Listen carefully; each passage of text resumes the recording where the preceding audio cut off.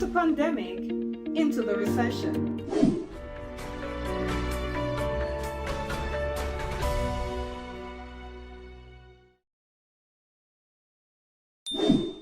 Hey guys, my name is Sills. I'm a licensed realtor here in Central Florida. And today I want to talk about out of the pandemic into the recession, right? Because it almost seemed like we're coming out of a pandemic into a recession.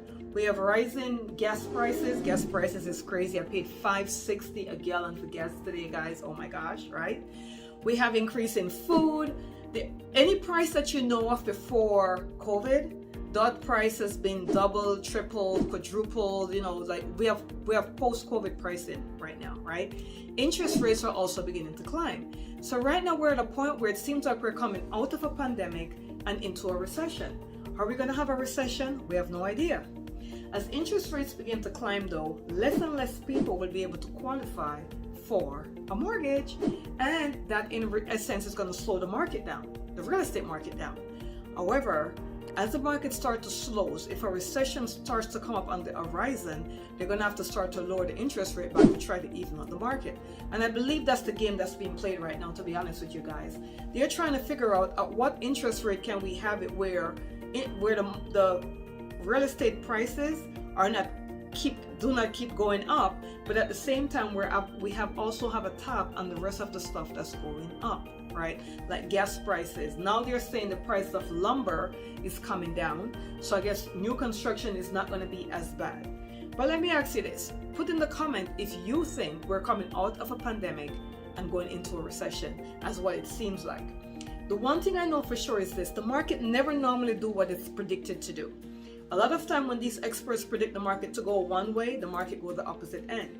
A case in point is COVID, right? Everybody thought the market was going to crash during COVID. The market didn't crash, it continued to go up. So I also know that there's a lot of speculation in the market, and I feel like the market is going to do what nobody else expects it to do.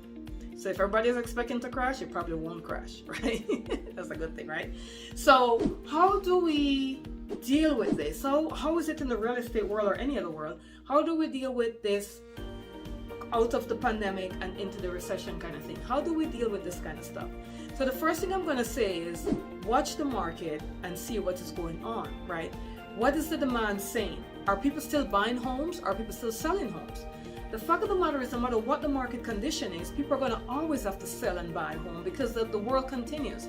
Even during COVID, even when everything was shut down, in Florida, I'm not sure about where you are, but in Florida, real estate still remained an essential thing to do. So we were not completely shut down because we were essential. There were people still relocating, people still buying. All this stuff was going on. So the one thing I'm going to say is this: doesn't matter what the market condition is doing, real estate will always continue to go on. So if you're thinking of buying real estate or selling real estate, that is going to happen. And guess what, guys?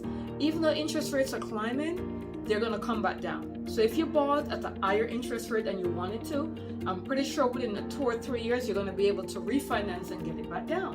And we have no idea what they're going to be doing with the interest rate. It might continue to climb, and then it might get to a point where they're like, okay, let's start dropping it bit by bit. That's what they normally do. It always fluctuates, somewhere in between. So don't fear and say, oh my God, I can't buy real estate anymore. The market is crashing. The market isn't crashing, guys. Banks are being so strict on how they're lending right now. You almost have to give blood and your firstborn to get a mortgage. Kidding. There's also still people buying cash on the people paying for cash for homes as well. So if you're thinking of selling and you're like, oh my God, am I going to get the correct market value for this? I think that yes, you will, right? You just got to target market to the correct audience. And if you're thinking of buying, maybe you're not able to buy the same home you'd be able to buy if it was at 2%, because now it's at 6.1 at the point of this video. But you still are able to buy a home, guys. And let's face it, everyone needs somewhere to live, right? So you have to ask yourself, do I want to pay the landlord's rent, or do I want to pay my mortgage? Do I want to pay rent, or do I want to pay mortgage? Because you're going to pay something. Now, the thing that people always say to me is, well, I'm in a 2,500 square feet beautiful home that I'm renting right now. I don't want to give that up to live in a 1,500 square feet home because that's what I can afford, which is fine. But think about it. Your landlord is happy to hear you say stuff like that because that means you're going to continue to rent from them. But what about if you're about to buy the 1,500 square feet home live in it for 3 to 4 years, up to 5 years, sell it, and then you'll be able to buy the 2,500 square feet home, all things being, the same. Not the same, all things going up, obviously. Because if interest rates continues to climb and people don't want to buy, guess what is going to happen? We're going to have a bigger rental market because people are going to have to live somewhere. The market is not going to just cease. It's just not going to come to a standstill. So I think we're at the situation where we have to decide what direction do we want to go. Well, maybe you just want to rent for a while, and which is fine. There's nothing wrong with that, right?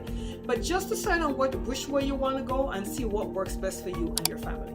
We offer complimentary consultation all the time. It's free of charge, no obligation. Give us a call, send us a text. Our information should be in the video or below, and we will definitely have a little consultation with you regarding the shift of the market and how do we cope with out of the pandemic into the recession. Thank you so much for listening.